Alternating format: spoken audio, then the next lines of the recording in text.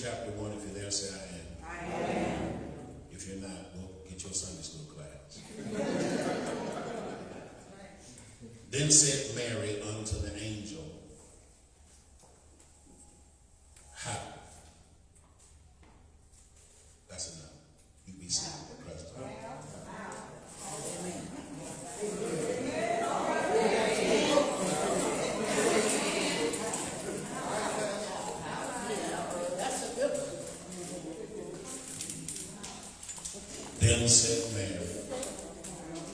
Then said Mary unto the angel, how?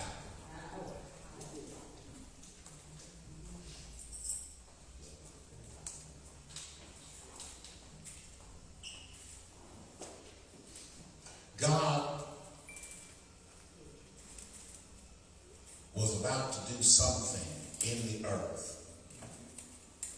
that had never been done before.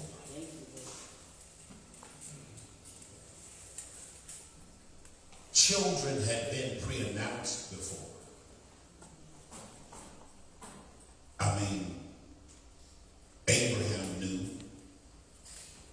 that he was supposed to give birth to Isaac.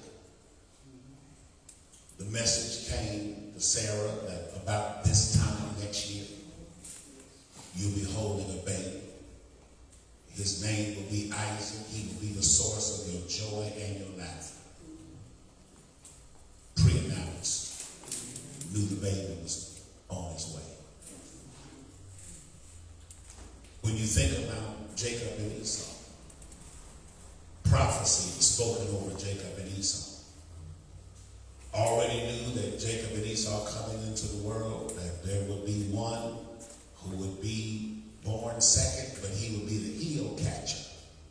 Yes. And Jacob would come in life grasping at somebody else's place in life. And he would spend his life trying to get a blessing that his brother didn't even want. It's amazing, Pastor, that Esau had it and never wanted it. Jacob never had it, and that's all he ever wanted. It's amazing how there can be some people who will have your same opportunities and will squander the very thing that was open for you. And you don't understand how they didn't seize the moment. You don't understand why they didn't get a hold to what was possible for them. But it may just be that you are a Jacob and they are Esau. Your resume doesn't look like theirs. Because if you were going to ordain somebody to be a deacon, it wouldn't be Jacob. Okay, never mind. This only works on Bible readers. It wouldn't have been a Jacob. Esau's resume looked a whole lot better than Jacob's. But how many of you can bless and thank the Lord that he'll skip over better resumes and get a hold to you? Samson was pre-announced. The angel came to Samson's father and told him, you're going to have a boy. He's going to be strong, but he's going to have to be a Nazarite. He's going to have to be disciplined. And he will be the one to begin the deliverance of Israel out from under the Philistines. We knew Samson was coming because Samson was pre-announced. John the Baptist, we knew he was coming. He was pre-announced. His father showed up to do his normal temple protocol and ritual, and Gabriel showed up and said, hey, Zechariah, the Lord's doing something in your wife, and I know you old and she old, but God's going to do something special for you. You won't need a red pill, not a blue pill. I'm going to resurrect.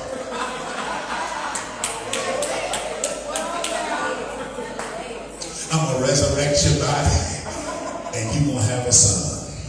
And he's going to be the prophet. He's going to be the forerunner for the Messiah. He's going to announce the Jesus who is to come. And so we had that in John the Baptist. We've seen others who were pre-announced. But Mary's message is different. The angel does not simply show up to announce to Mary that there's going to be a birth, that there's going to be a pregnancy, because every other time that a pregnancy was announced, it was the husband and the wife that had to come into covenant together together. It was the husband and the wife who were going to have to confirm. It was going to be the husband and the wife who were going to have to bring both the male and the female, the testosterone and the estrogen, both together. We're going to have to come together in order to create this new life. God announced the new life. God promised the new life. God resurrected the body of the old in order to give new life. But this time, God's going to do something he's never done before. Because while God has pre-announced babies being born, and while God has pre-announced to parents that he's going to do something supernatural in their body in order to produce a new life, this time God says, I'm going to do something that's much more like Genesis. Because in Genesis, you know what I did. I just took the dust of the ground and I formed the dust of the ground, and then I breathed into that life, and that life became a living soul. I'm going to do something more like that. I'm not going to need a daddy and a mama for this one. It's going to be more like what I did in the Garden of Eden, because I didn't need a man to make a man. I didn't need a man or a woman to make a man. All I needed was my sovereignty. All I needed was my strategy, and I did something that nobody ever saw anybody do again. And can I announce, you don't have to be self-made, you can just be God-made. You don't have to floss, you don't have to try to be better than anybody else. Just be the man or the woman that God formed. God took this life and formed you. He formed you in a family that could have killed you. He formed you in a generation that tried to take you out. He formed you in a neighborhood that had a crack house down the street. He formed you with a liquor store still around the corner. He formed you with people selling their bodies on corner and corner. He formed you without a great economy. He formed you without a great public education. He formed you and to get your grandmama to raise you, but he still formed you. He turned cousins into brothers and sisters, and he still formed you. He formed you without a good education. He still formed you. You had to go by Samuel Complex, but he still formed you. You didn't get a chance to be a gaucho or an eagle, but he still formed you.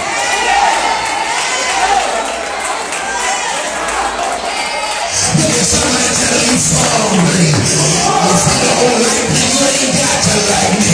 He formed me. If you don't pat me on the back, I'll pat myself on the back. He formed me. If you don't have nothing good to say about me, I'll say something good about myself. He formed me. I don't need your affirmation. I don't need you to clap for me. I'm good with me. When I woke up this morning, I woke up.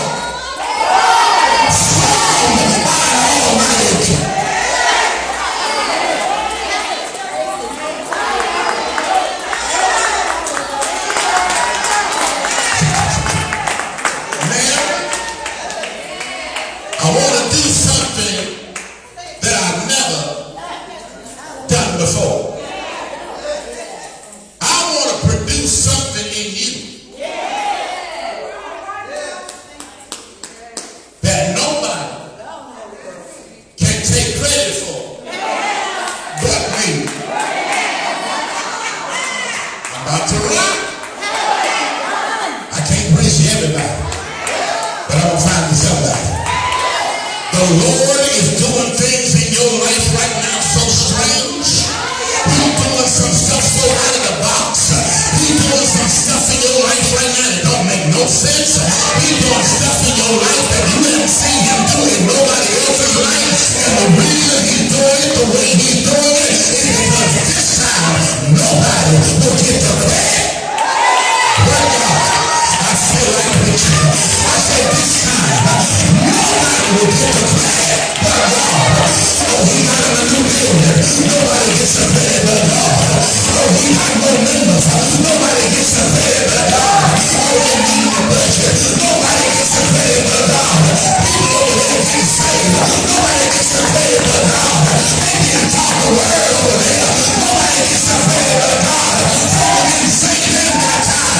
Nobody gets the credit but God. They can feel the Holy Ghost down.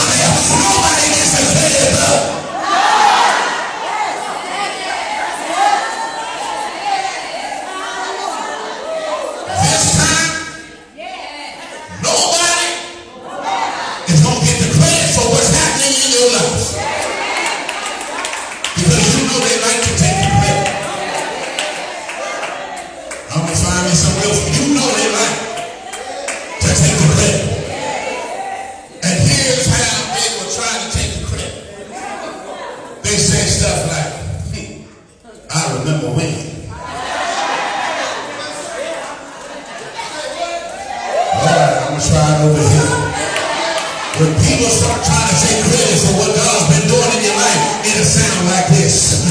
Saying all that. Honey, I remember when. You can remember all you want when. You can remember every failure, every fault. I'm telling you right now, whatever you remember, I'm not concerned about it because it's under the blood. I want to find me some under the blood folk. So they don't care what they're saying about you now because it's under the blood. Man, I did it. I showed it good. I did it. And I got the t-shirt for it. What it matters. You can't take credit for what God is doing in my life. Because God is doing it in such a way to make sure nobody gets the credit.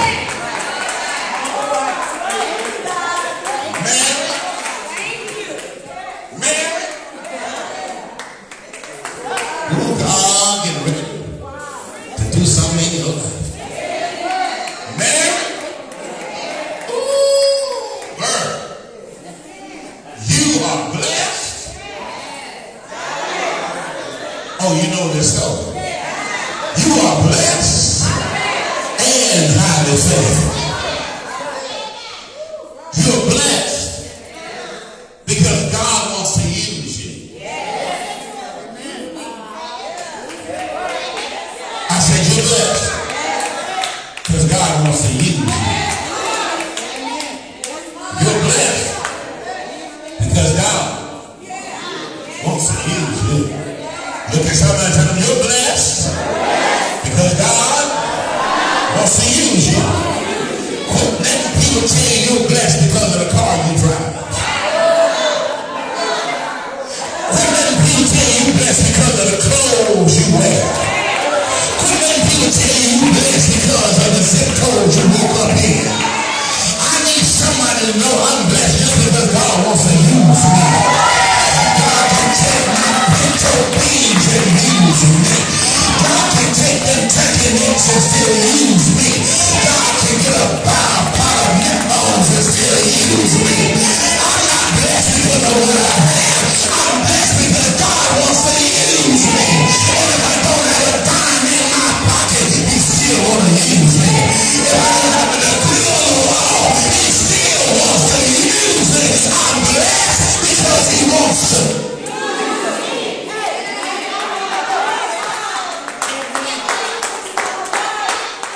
But I'm highly favored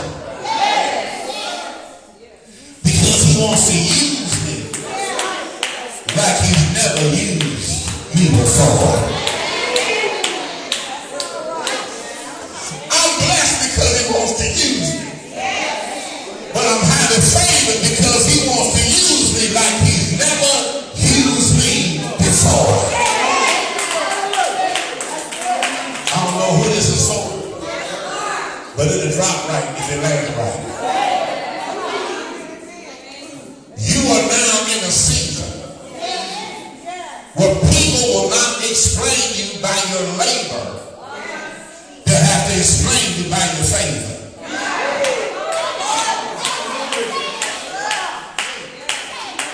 Say it again. This time, your life in this season will not be marked by your labor because your labor got you looking tired. Your labor got you frustrated. Your labor has you feeling like you're not achieving or accomplishing. But I'm telling you, this time is not about your labor. This time it's about God's favor. And God is about to give you more favor than labor. And you're not going to be able to explain how you got it. It's just going to be favor. They're going to be mad, but they can't do anything about it because it's favor. They're going to be talking about it, but they got to talk because it's favor. This ain't about 40 hours. This is not about 80 hours in 2 weeks. This is not about overtime. God said, I'm taking you past overtime because overtime is labor. I'm putting you in the overflow, not overtime, overflow. Because overflow is not labor. Overflow is favor.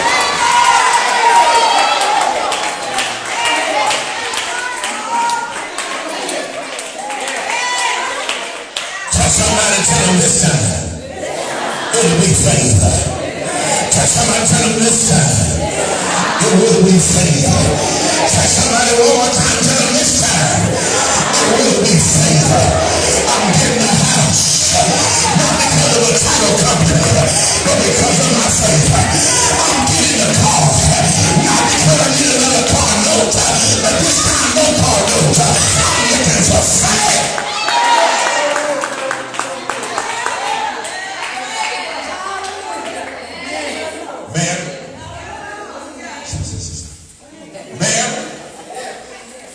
You are blessed. And highly favored. God is about to do something in you that's never been done before.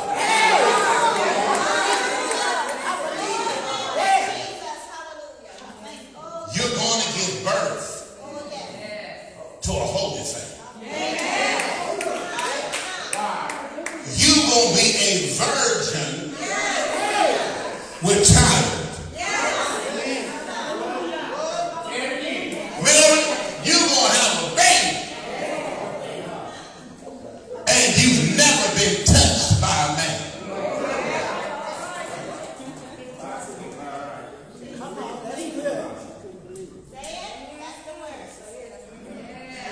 Mary heard everything the Lord said through Gabriel.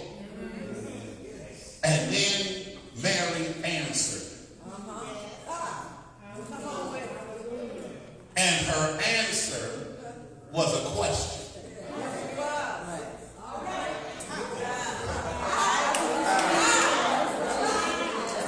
Because sometimes the only way to answer the Lord is with a question. My God, why is thou forsaken me? Sometimes the only way to answer God is with a question.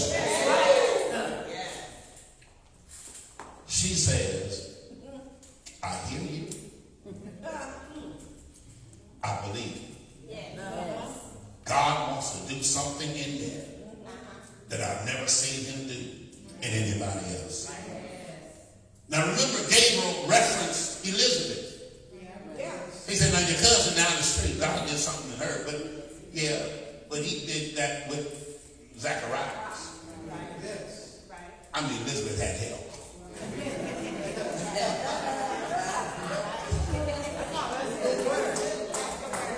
You telling me that without Joseph, this is going to come to pass? Because we ain't got no honeymoon. And you telling me without a man, I'm going to have a baby. Yes.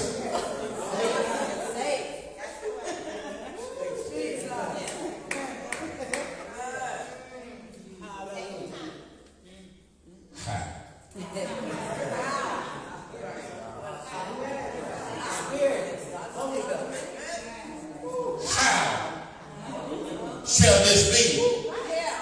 Seeing that in my experience, you trying to take me to a place I've never known before. I'm out. Could it be that God wants to take you to a place that you've never known before? Did you hear her say, I never knew a man? Which means that in this moment, God must be willing to take her to a place that she's never known before. Why do you let the enemy intimidate you when God's trying to take you to a place you've never known before? Why are you worried about leaving your neighborhood when God's trying to put you in a place that you've never known before? Why are you worried about your application when God is trying to put you in a place you've never known before? You will get the grant, you will get the check, you will get the funding, you will get the support, you will get an answer, you will get a return phone call, you will get the email, because God is trying to take you to a place you've never known before. How can it be? I've never.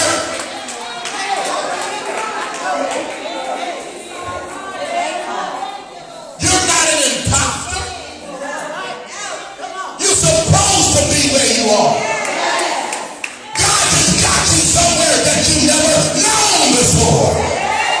You looking around, you don't know how to act in a corner office. You don't know how to act big and important. You didn't know they was going to put you here. You don't know how to act with a big old title. You don't never had a big old title before. Quit being nervous. Walk up in that corner office. Put your head back on that leather executive chair and pray like you belong there. God is trying to take you places that you never.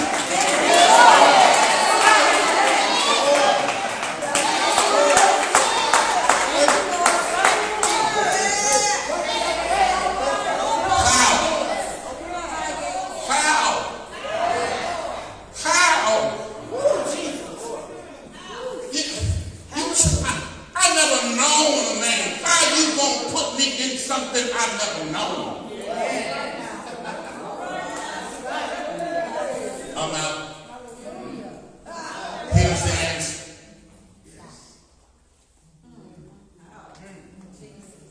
The Holy Ghost.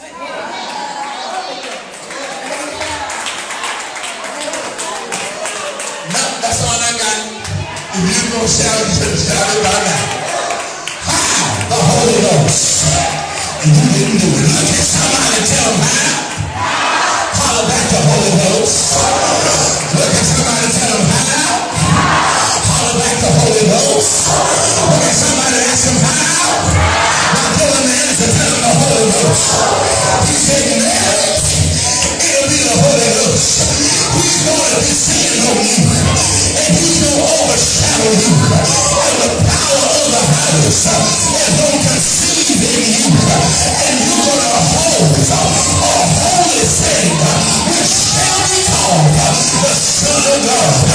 Look at somebody and tell them this is how it will be the Holy Ghost.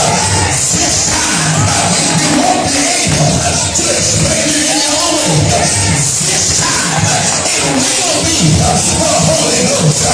Put your arm on somebody and tell them this is how it will be the Holy Ghost. One more time, tell them this is how it will be the Holy Ghost. How God anointed Jesus of Nazareth with the Holy Ghost and power, who went about doing good, healing all that were oppressed of the devil, for God was with him. He opened blinded eyes by the Holy Ghost. He walked on water by the Holy Ghost. He laid in walks by the power of the Holy Ghost. Women were healed by the power of the Holy Ghost. The dead were raised by the power of the Holy Ghost. He went to the cross. He died on the cross. Didn't stay dead, but by the power of the Holy Ghost. Sunday morning, God raised Jesus from the dead. Shake your neighbors out of here. Shake your neighbor by the hand and tell them the Holy Ghost is my house. Tell them the Holy Ghost is my house. The Holy Ghost is my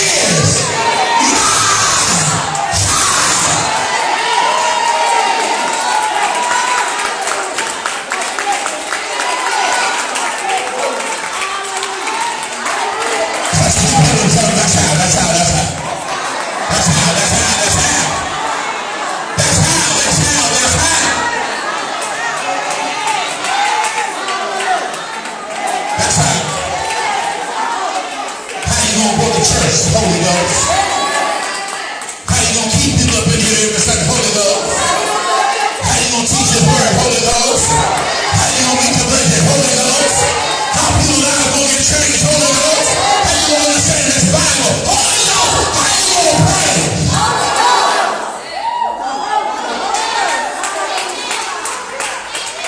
He's my house.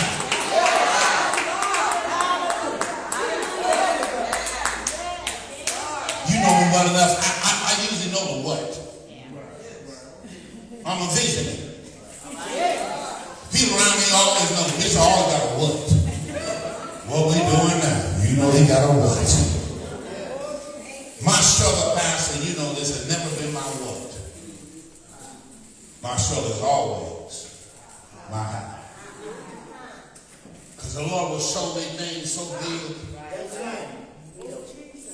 I mean, the Lord talked to me about stuff like everywhere.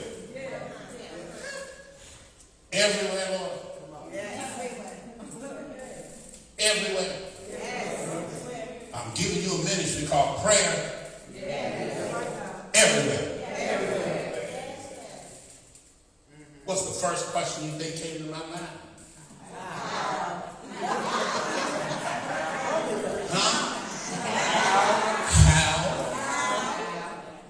How are you going to get me to take prayer? How? The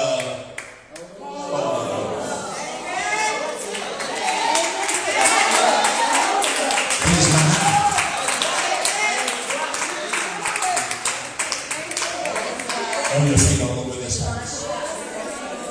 One more time, help me preach, tell your neighbor the Holy Spirit is my how.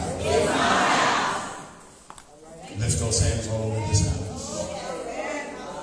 Hallelujah. I'm praying for the Marys, the collective and contemporary Marys that came into this church today. And all you really want to know is, Lord, how? You've been asking that. Come on, those hands are lifted. You've been asking, Lord, how? I'm trying to raise these kids. I don't know what I'm doing. Lord, how you want me to move forward? Lord, I've been saying I've been single, and I'm still single, but now I hear you calling me to marriage, and I don't know how to do this, Lord. But I thought I was going to live the rest of my life single, but I need you to show me how. I don't know how to be married. I just know how to be single. You better show me how.